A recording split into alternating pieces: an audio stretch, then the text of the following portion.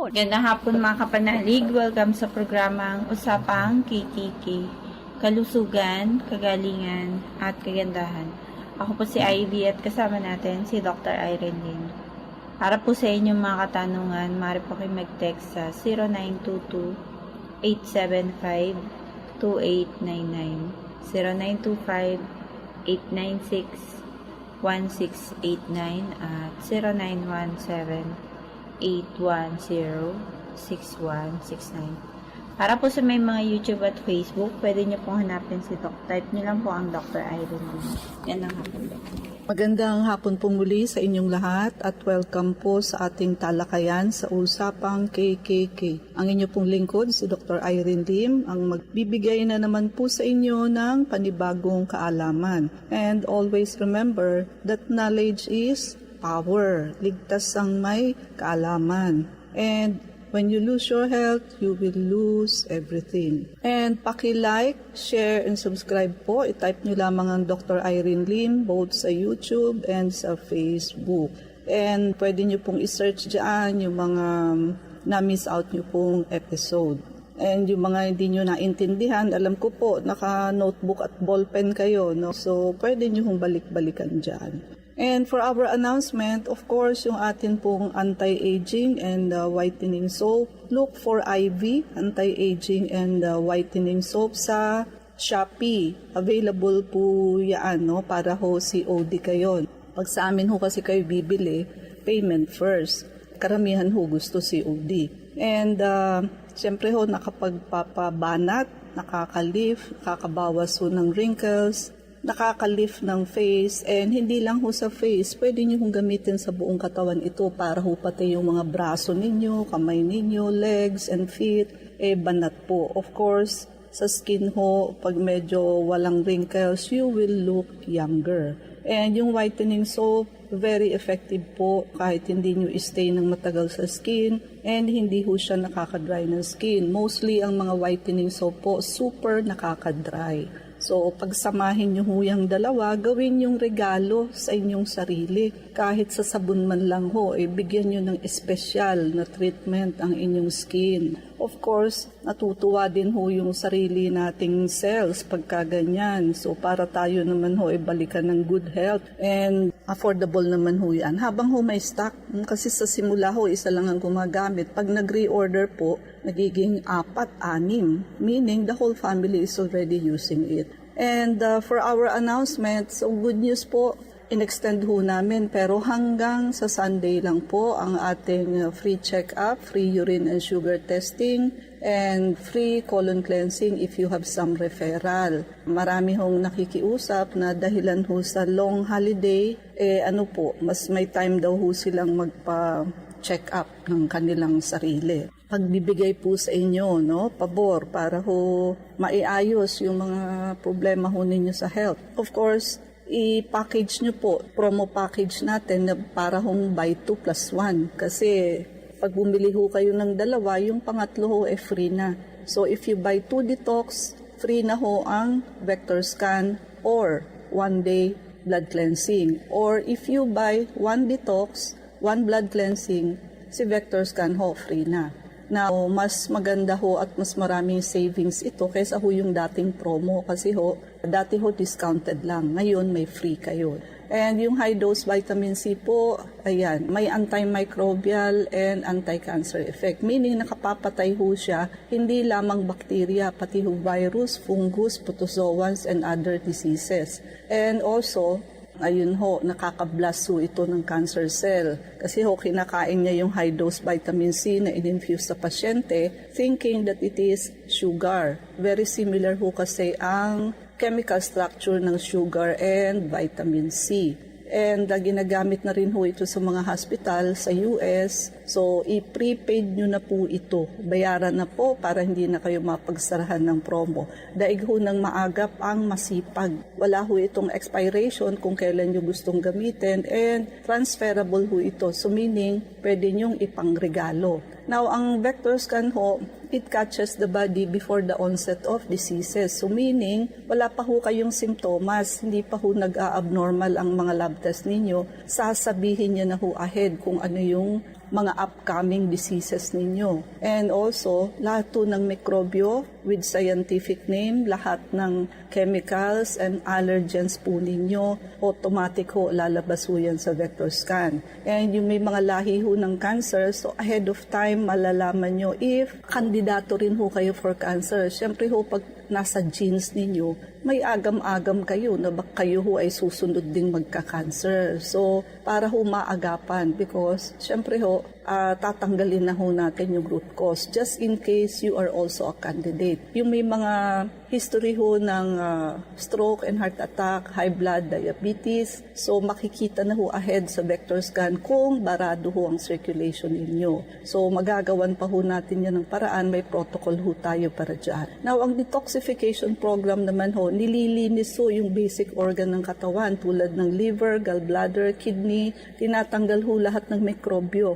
Lahat ho ng chemicals, heavy metals, naipon ninyo sa katawan since birth. And ang detox and blood cleansing, ideally ho, dapat ginagawa yan every 3 months. So gawin nyo na ho yung change oil ho ninyo sa sarili ninyo. Di ho ba ang sasakyan, change oil ideally every 3 months para ho hindi kumatok ang makina. So ganun din ho sa atin, sa katawan natin para ho hindi tayo magkasakit o kung magkasakit man ho, mild lamang. Lahat ho kasi halos ng root cause ng lahat ng sakit nag-uugat ho sa liver and gallbladder congestion. So kailangan ho lagi malinis ang colon natin kasi ho yung filtering machine natin which is the liver, pag nagtapon ho yan ng waste product, pupunta ho sa waste organ natin, garbage organ natin which is the colon. Pag constipated ho kayo, twice a week lang kayo, nag-bowel movement, magba-backflow po yun sa liver. So wala hong healthy liver sa taong constipated.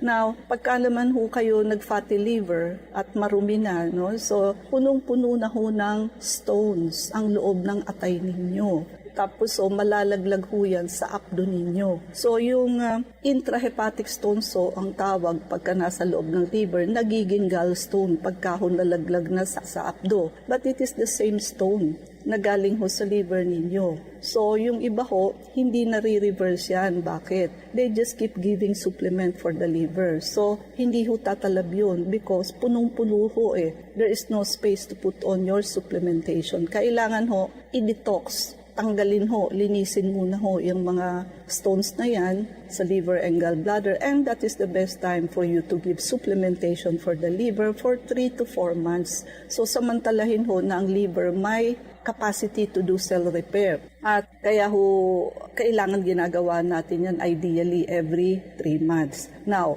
yung blood cleansing naman ho, yan nakalilinis ho, nakaka-hydrate. Pag may edad na ho, usually ang mga cells, para na hong pasas.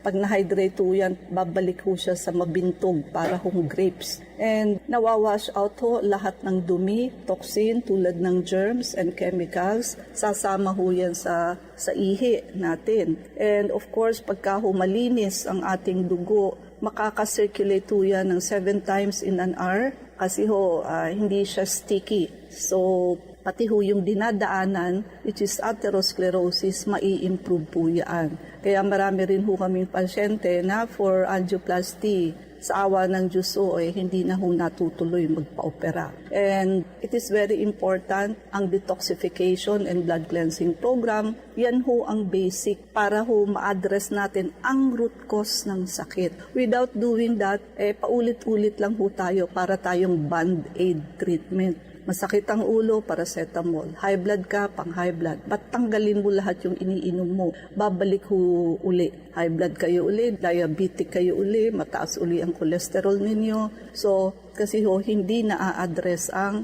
root cause. And yung high dose vitamin C po, yan ho ay bukod sa benefit niya, which is anti-cancer and antimicrobial, yan po ay nakalalakas, nakakaganda, nakakaputi. So, hindi lang ho medical ang gamit niyan, pati ho pampalakas at pampaganda. That is the best way ng pampaganda sa sarili, natural po. So, mag-glow ho kayo from the inside out. Wala ho kaming gagalawin sa inyong outside physical body, but makikita nyo ho, pag maganda ho sa katawan ang inilalagay sa inyo, gaganda ho, babata kayo, lalakas kayo. Pero ho, pagka poison ang nilalagay sa inyo, syempre ho, you will look haggard, manghihina ho kayo. In short, papangit ho kayo. Nakakahiyamang sabihin pero ganun po talaga. And doon pa lamang ho, makikita ninyo if high-dose vitamin C is good or not for the body. And yung mga nagpapakimo and radiation, so makakabawas ho sa panghihina ninyo, sa pagsusuka ninyo at paglagas ng buhok. And kung hindi pa naman ho kayo nagkikimo and radiation, pag-isipan niyo ho, why don't you consider doing high-dose vitamin C first? And wala pa hong side effect. And we have other protocol for a cancer patient. I-educate pa ho namin kayo kung anong mga bawal para sa inyo. Kasi ho, kahit ginagamot ninyo, if you are eating and doing things that will feed your cancer cell, wala hong mangyayari. Kailangan din ho, bukod sa paggagamot, yung education ng pasyente. Na numero uno na ho lang dyan yung soy products. So malakas ho magpalaki ng bukol ang mga tofu, tokwa, taho, soya milk. Yung iba ho, hindi alam yan. Ang alam nila, soy is good. In other countries, maybe yes, because the source is good. They get it from nasa soy germ. Dito ho sa Pilipinas, they get it from soybean. So ang nasa soybean ho, bad estrogen. Isoflavone, tulad ho ng bad estrogen. While ang nasa soy germ is isoflavone like good estrogen. So malaki ho ang diferensya. So magiging bad for cancer cell ang soy if you are getting it from what? From soybean. Kasi ho sa 40 kilos ho na soybean, 1 kilong soy germs lang ho ang makukuha ninyo. So profit-wise, siyempre ho, mas malaki ang profit kung soybean ang pagkukuhunan, no? Sino ho ba ang makakaalam na sa soybean nila kinuha? So ganun po, yung quality ho ng produkto. So dito ho sa Pilipinas, ang soy ho, pampalaki ng bukol, hindi ho pampaliit. Pwede nyo hong subukan yan kung may bukol ho kayong nakausli outside. Now, makiagaw na po, no? Sa limited lang po ang ating slot. Kasi ho, 7 days lang ito for our extension. Magpalista na ho for free check-up, free urine and sugar testing, and i-avail nyo na ho ang promo package. And i-prepaid nyo na ho ang high-dose vitamin C. So habang naka-promo pa po at extended. And of course, ang amin hong anti-aging and whitening soap habang may stock pa po kami. So ang pag-uusapan ho natin sa hapong ito ay tungkol ho sa global warming. Ano bang ibig sabihin niyan? Lagi nating naririnig, pero exactly hindi naman ma-explain ng tao kung ano yan. So basta alam nila mainit ngayon kaysa noon. So it refers to long-term increase in Earth's average surface temperature due to human activities. So gawa din ho natin primary yung release ng mga greenhouse gases tulad ho ng carbon dioxide, methane, and nitrous oxide into the atmosphere. So ang nangyayari ho dito, so yung init ho ng sunlight galing sa sun, natatrap ho dito. So kaya ho, ang init-init ho. Kasi para ho tayong nababalutan ng init. Kasi nga ho, may nag-a-absorb ng init. Ito hong mga greenhouse gases na ito. So kasi ho, kung hindi yan natrap dyan at nag-evaporate siya sa space, outer space, hindi ho mainit. No? Kaya lang ho, natatrap na ho siya dyan. And itong phenomenon na ito leads to various environmental impact, including rising sea level, pati ho yung sa dagat, pati yung mga melting polar ice caps affected. Mas more frequent ho and severe ang mga weather events, yung mga bagyo, and disruption ng ecosystem and biodiversity. So addressing ho yung global warming requires magkakatulong na effort ho to reduce greenhouse gas emission, transition to renewable energy sources, and mag-adapt po ng sustainable practices sa various sectors such as transportation, agriculture, and industry. Kanya-kanya hong contribution, so magtulong-tulong ho. Kaya binabawal na ho ngayon, di ba, na makita kayong magsiga, mag-burn ng mga dahon. At of course, yan nga ho ang isa sa cause, greenhouse gas emission. So tulad ho ng burning fossil fuels, such as coal, oil, natural gas. Yung ba ginagamit natin yan for energy. Yung bugaho ng transportation, deforestation, pinuputol ho yung mga puno sa forest at yung forest kino-convert sa kung ano-ano, ginagawang rice field, ginagawang subdivision, and large amount of greenhouse gases ang nasa atmosphere. At ito hong gases na to, sabi nga ay natatrap yung heat from the sun, leading to the warming effect of the Earth's surface. Dati ho ang air condition room lang namin sa medicine, but ngayon ho, ang mga kwarto ng mga private school, air condition na ho kasi hindi na nga ho kaya yung init, hindi na ho kaya ng electric fan. Isa ho sa greenhouse gas natin is carbon dioxide. So, it is released mainly from burning fossil fuels for energy. So, yung carbon dioxide ho remains in the atmosphere for a long time, contributing to significantly global warming. Saka di ho ba yung pagsira ho ng ating mga forest, siyempre ho kumokonti yung carbon dioxide kasi pag konti ho yung mga puno, siyempre ho di ba ang ine-exhale nila oxygen. Ang hinihinga nila carbon dioxide kapalit ho ng sa tao. Sa tao ho ini-inhale natin oxygen, ine-exhale ho natin yung carbon dioxide. Kumokonti ho yung oxygen kasi ho kakaunti na yung puno na nag-e-exhale ng oxygen. And yung methane, ayan, kasama ho yan sa natatrap sa atmosphere. Nare-release ho ito galing sa mga livestock digestion, rice puddles, landfills, ayan. Nitrous oxide galing ho sa mga agricultural and industrial activities, as well as combustion ng mga fossil fuels and biomass. May significant impact ho yung mga yan sa global warming kasi ho nadideplete yung ozone layer natin. And yung mga industrial processes ho, mga cement production and chemical manufacturing, methane ho ang isa sa byproduct, combustion ng vehicles, livestock agriculture. Now, akala ho natin sa atin lang ho ang effect, actually ho pati sa mga animals and plants. So, sa atin ho ang effect, nagiging extreme ho yung weather events, di ho ba? Matindi ho yung mga bagyo, baha, wildfire, kasama ho yan sa global warming. Yung sea level ho, tumataas, natetreten ho yung mga coastal communities. Siyempre ho, matindi ang flooding, erosion, health risks, siyempre ho, health problems such as heat-related illnesses, yung mga respiratory sakit, yung spread ho ng mga vector-borne diseases like malaria and dengue. Kaya kita nyo ho, mas madalas ang dengue fever ngayon. Nung panahon ho, bibihira lamang po yan. Poor air quality ho. So, yung air ho natin marumi na, causing air pollution. And ayun ho, marami hong nahi-heat stroke at heat exhaustion. And pati ho may effect din yan sa food and water security natin. Nakaka-affect ho ito ng agricultural productivity, leading to crop failures. Yung ani ho, hindi maganda. Food shortages, siyempre ho, pagpangit ang ani, kinukulang ho ng pagkain. And siyempre ho, tataas ho yung mga food prices. And siyempre ho, pag yung water availability is affected, nagkakaroon ho ng water scarcity. Ayun ho, apektado ho yung mga tanim. And akala ho natin sa ano lang, pero sa animals din ho and plants, may effect din po yan.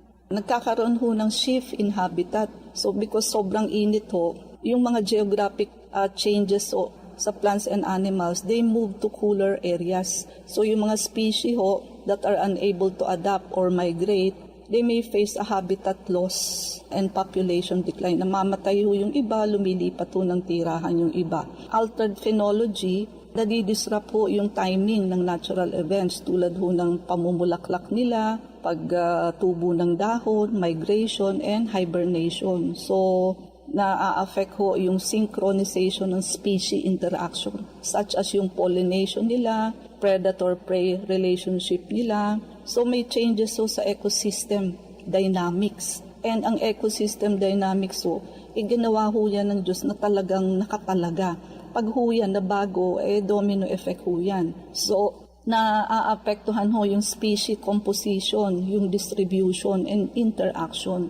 So, naglilid ho yan sa disruption ng food web, nutrient cycling, and ecosystem services. Nai-increase din ho ang risk ng species extinction. So, yung mga rare species na ho na e-extinct po kasi nga ho maraming nabago. And may changes din ho sa productivity. So, yung plant productivity and growth rates. So, some species may benefit from warmer condition, yes, but while others may experience reduced growth and reproduction. So, yun nga ho, maraming species ang na-extinct due to habitat loss, fragmentation, inability to adapt to rapidly changing environment. And yung detoxification and blood cleansing program, makatutulong pa rin ho yan kasi pagka humalinis ang katawan ninyo, maayos ho ang function ng katawan ninyo.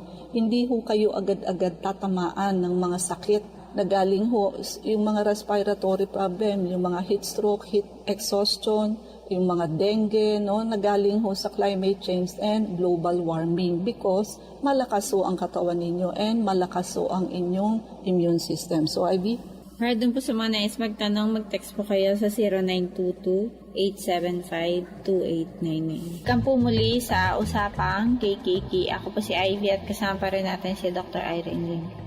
Doc, tanong ni 5250. Pwede po ba sa na-stroke yung sinasabi niyong machine na laser at UV at high-dose vitamin C?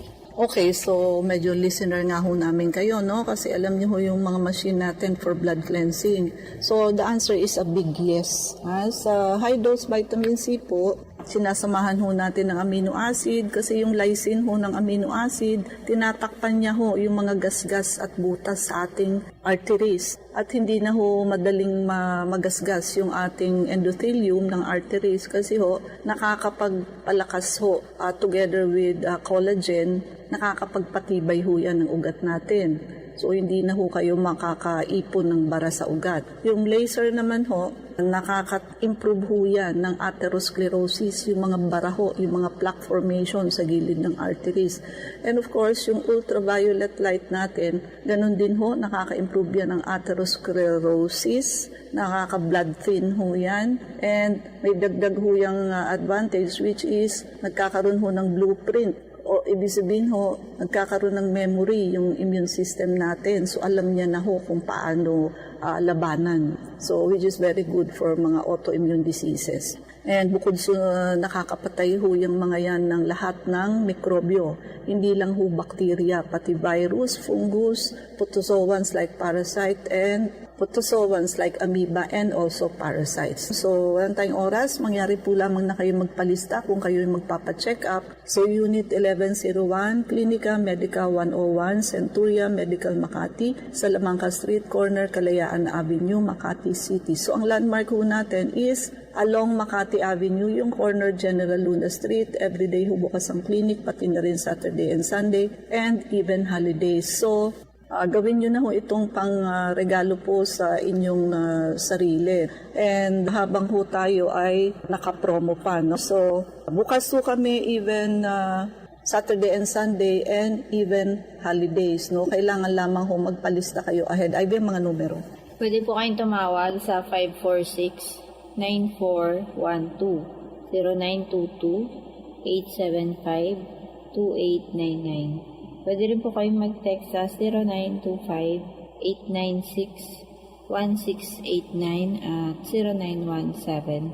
0917-810-6169. Prevention is better than cure and health is the best investment. So regaluhan niyo po ang inyong sarili ng pagpapacheck up para ma-auscultate namin na likod ninyo, maagapan ho kung kayo ay may walking pneumonia since wala nga hong symptoms. Kaya marami ho ang nadidisgrasya dyan. By the time na pagpunta ho sa ospital, it's too late. Bagsak na ho ang oxygen ng pasyente. And sabayan nyo na ho ng pagpapavector scan, detoxification and blood cleansing program kasi yan hong dalawang procedure na yan ang mag-a-address sa root cause ng halos lahat ng sakit. And habang ho extend po ang ating promo for 1 week until Sunday lamang po, April 14, humabol na ho kayo, magpalista na kasi limited lamang po ang ating slot. Una-unahan na lang po kasi hindi ho namin kayang magtanggap ng napakaraming pasyente sa isang araw. So limited lamang po ang number ng patient. And i-promo package na po yung ating detox, blood cleansing, and vector scan. Malaki ho ang savings ninyo dyan kasi ho, buy 2 plus 1 ho tayo. And yung high-dose vitamin C po natin, so nakakalakas, nakakaganda, nakakaputi, nakakapino ng skin with antimicrobial and anti-cancer effect.